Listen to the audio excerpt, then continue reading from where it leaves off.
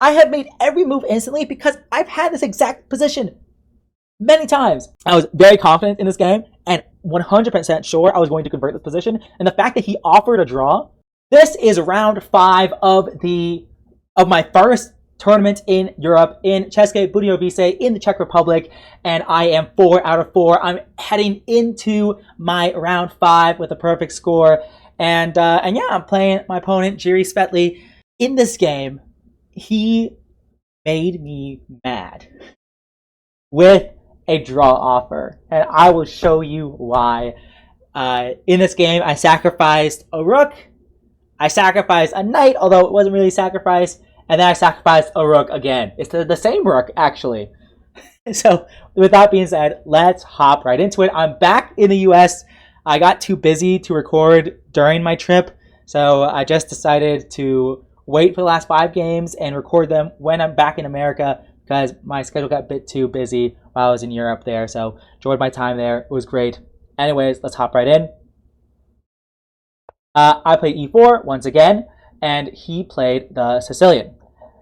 And I played the knight c3 and d4. So very offbeat. It's called the Magnus Sicilian. That's like the unofficial or official name. On chess.com they have it. I actually don't know if they have it on Lead Chess or not. And the point is, I bring my queen out early, which is very unprincipled, but the idea is I'm going to castle queenside. That's kind of the thing, and a lot of Sicilian players don't see this very often, and because of that, they're not as prepared as they would be for like an open Sicilian or something like that. That's why I like to play it, and it's very fun and aggressive. I fianchetto my bishop on this long diagonal. We both do, and we both castle here, so we're in for a big fight. I play f3, and my plan is simple. Let us storm the king with our pawns. Let's blow this guy up with some awesome action. He plays a6, I play g4, b5, h4. Chess is simple. Like, we are both playing very straightforward moves, but I've had this exact position many times throughout my life. And if you look at the time, I have 4 minutes more than what I started with. The time control is game and 90 with a 30-second bonus per move, and after the 40th move, we get an additional 30 minutes. I have made every move instantly because I've had this exact position many times, at least 5 times, or something like that. Even in over the board games, I've had this exact position. So I knew what I was doing. He played h5. Seen that move before. I played knight d4. I'm trying to pry open his only 2 defenders of his king.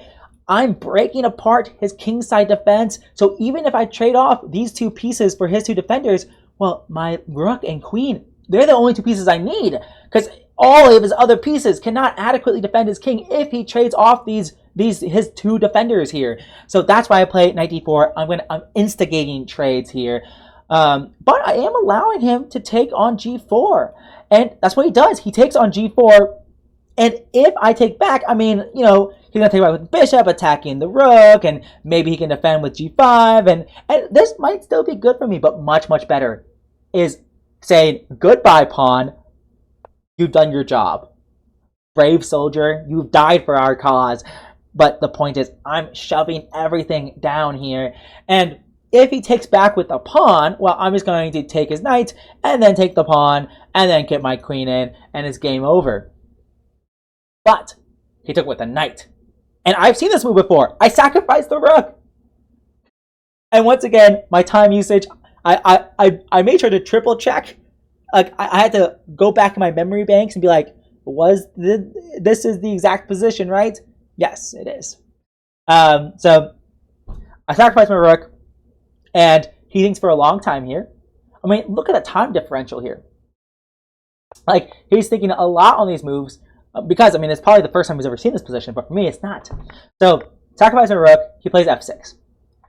If he takes, I win in a very beautiful fashion, and I've won games like this before, where I take the bishop after he takes back, I check, I come in with my queen, and then after his king goes to the h-file, now I play rook d2, and a rook h2 checkmate is unpreventable. Beautiful stuff. Absolutely awesome. So But he didn't let me end the game like that. He played f6, so now I'm just a whole piece up. So played f6, so I bring my rook back to h1, and he plays king f7, and I decide to play another move that just simplifies the position, which is knight takes f6. And I was like, and once again, look at my time usage. I finally fell below the starting time. I wanted to double check and triple check that I wasn't doing anything dumb with my sacrifices. But the idea is that the king is in a vulnerable spot, and queen d5 check is going to pick back up the knight. He takes back, I go check, he moves his king again. I thought he would block with his bishop. I'm not sure why he didn't do that, because I thought like he might try something like this, but then I would have queen b7 check at a bare minimum. Oh wait, no, in this case I would have queen takes d6. But I thought, he gets his rook on the open file. I thought he might go for that, but he didn't. Instead, he took with the pawn and moved his king again. I mean, look at this king. It's kind of amazing how full the dark squares are in his position. But I just take the knight, and he plays rook a7 here to help guard on the 7th rank, and he's just getting his rook out of danger. And I bring in another attacker. I bring in my rook. My rook went to h5, then h1, now h7, pinning the bishop to the king here, and x-raying the undefended rook on a7 too, for whatever that's worth. And it's, black is in a really tough spot. And once again, look at this time usage. I have an hour more on the clock than him. I'm in a very dominant position, and I'm just up a piece at the end of the day. He blocks with his rook, so he gets out of the pin. He unpins himself. But now I bring in another attacker. I'm really playing with the initiative. This game really shows, just like non-stop action here, non-stop attacks. And I play bishop a3, attacking the pawn, and he defends with his rook. So he's got like the 7th rank defense here. It's kind of visually interesting to look at. It's like going turtle mode, but it's kind of effective. It's kind of effective. He's defending himself, and everything's defended. He's still down a piece though, but everything's defended. And I never really considered taking on g4. Because this pawn is hanging this entire time. Like if you look at that g pawn, this g4 pawn, it's hanging. Well, I guess now he could take back with the bishop, so I'm helping him develop, so I guess not really hanging. But I could have taken the pawn on g4 at any point, but I never did. Because I don't want to invest that tempo. I don't want to invest that time into taking this pawn.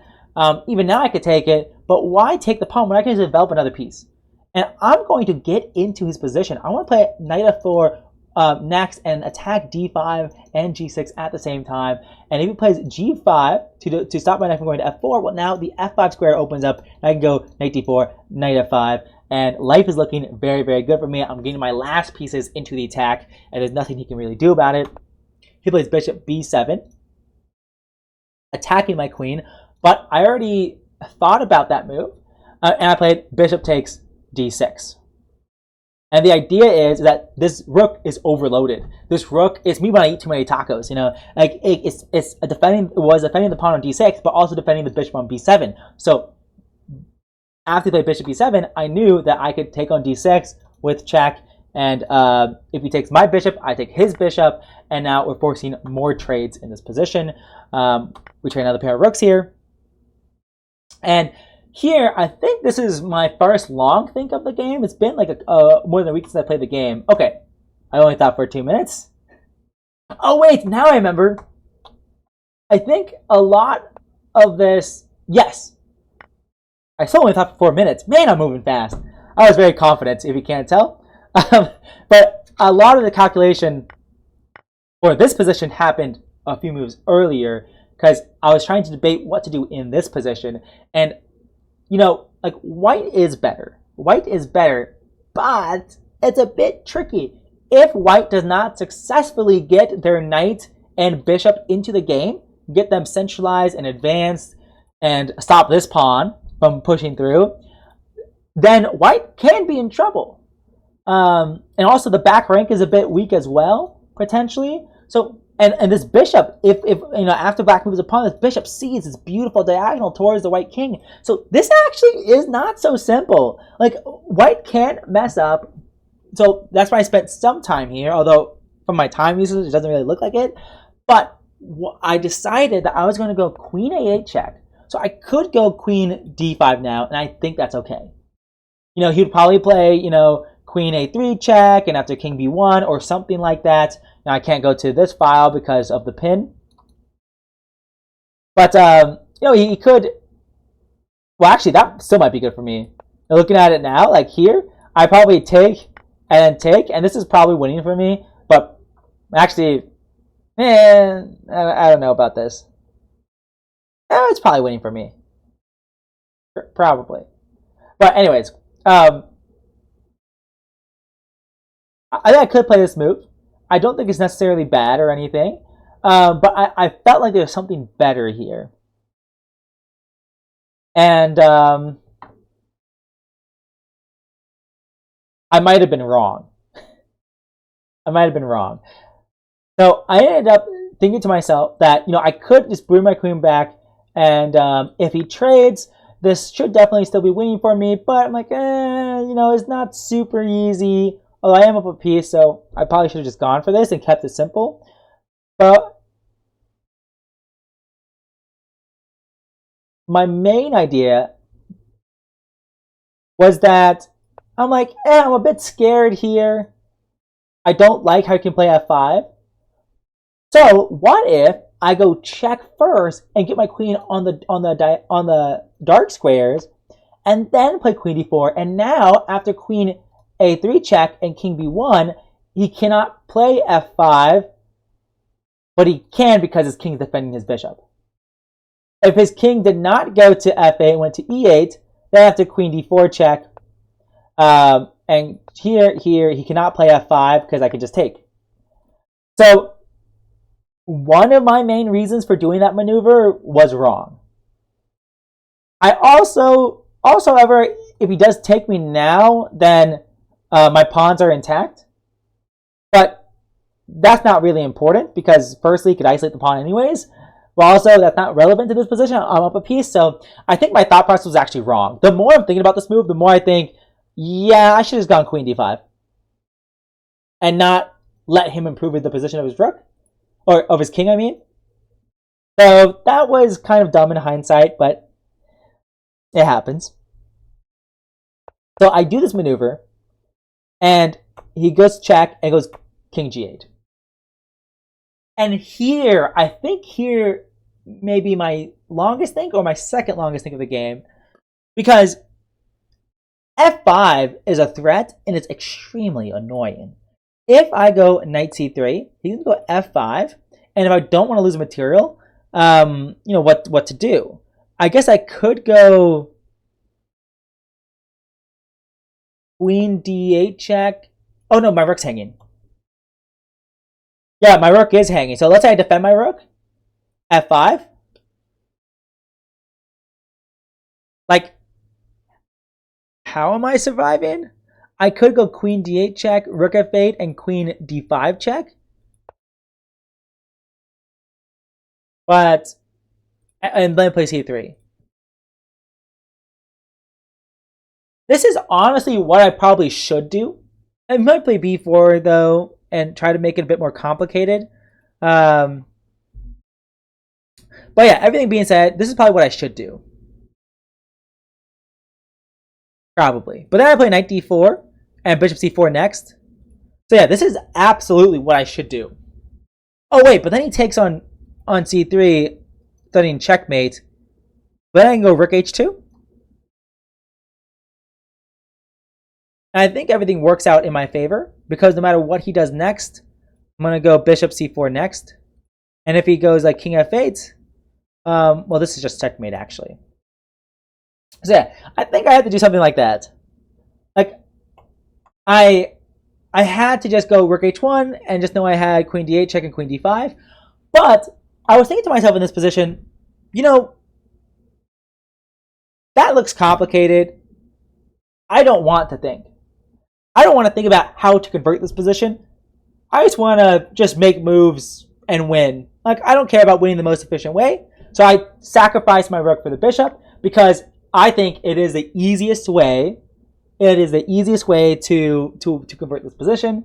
When I say easiest, I mean it's the I have to think about it less than anything else. I don't have to think about how to convert this position. I'm going to slowly improve my knight and bishop and went from there. That was my thought process. He plays queen a. Oh, well, I take the pawn. Now I take the pawn. So after he takes back, now I take the pawn, and now he plays queen a4 and offers a draw. That made me unreasonably upset. I was actually like, firstly, he didn't say it in English.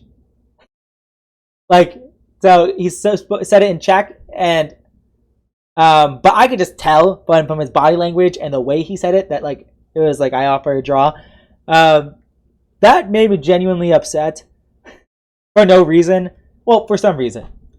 Well, firstly, I was very confident in this game and 100% sure I was going to convert this position. And the fact that he offered a draw, I felt disrespected. I was like, are you kidding me? Are you kidding? Like, I chose this position because it was the easiest to win. Like, I cannot believe this. You know, pretty pretentious when you think about it. But it is a good moment to offer a draw, though.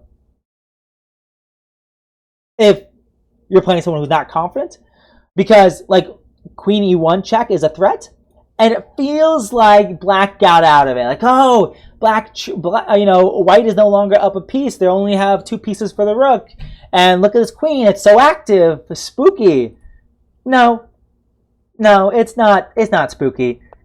I play knight c3. I'm going to centralize my knight, and I'm going to figure out a setup where I get all my pieces into the game.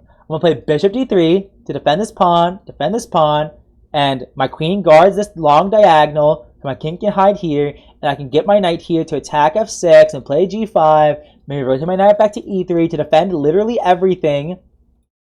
Like, white can maneuver for days, especially with the knight. Like, this is absolutely hopeless for black. So when he offered a draw, I was very not happy. I had to which, like I said, doesn't make much sense. I should not be upset about that. But in my head, I was like, I just chose the easiest way to win, and you're offering a draw. So yeah, I had to take deep breaths and not rush with any moves and not blunder anything. Get my blood boiling. But I play knight c3. He rotates his queen back. There's not much to do, so he just rotates that. And he's going to like, hey, I'm going to ask some questions around your position. Like, hey, how are you going to defend your bishop? How are you going to defend this pawn? All that stuff. I just play knight d5, attacking his queen, attacking f6. He gets in with his queen, but now I rotate my knight back to e3. And everything is defended in this position, and now I can bring my bishop out, and life is looking pretty good. He was studying queen e1 check to pick up the bishop. But now I play knight e3, he goes back to c7, and now I play king b2. Just a slight improving move, so now he never has any queen e1 checks or anything like that. And I'm going to go bishop d3 next, maybe pawn g5 next. Like, for example, I thought about going g5, but I thought it could be annoying. Rook d7, that's not annoying at all. I just take the check. Yeah, I don't know. I guess I could have played g5 now, but small improving move first. No calculation required. And now knight d5 after he attacks my queen. I'm attacking f6, and he trades queens, and all hope is lost now. Now you're going to feel the power of the knight and bishop. I'm up a pawn to boot as well, but here I make probably the move that I'm most proud of. That, like, for me, when I started playing chess 5 years ago, I definitely would not have come up with this move. But now, you know, after my years of experience, I found this move relatively quickly, g5. And I was very proud of this move because it really, really limits any counterplay. I'm shutting the door on the king. How is this king going to attack my pawns? It can't go here. It can't go here. It can't go here. So this king would have to walk all the way over here to even think about attacking my pawns. That's the only path. Well, okay, well, what about his rook? Can the rook attack any of my weak pawns? Well, no, it can't, because the rook here, I'm going to go knight f6, blocking the rook with my knight, and it stops the rook from going to the open file as well, just as a bonus. So here, you know, this pawn configuration with my knight on this lovely outpost, like, he really has zero play in this position. And I just move my king. And he's attacking my pawn, I'll defend it. I just move my king. Like, I am making such simple moves here. Now I move my knight, attacking the pawn.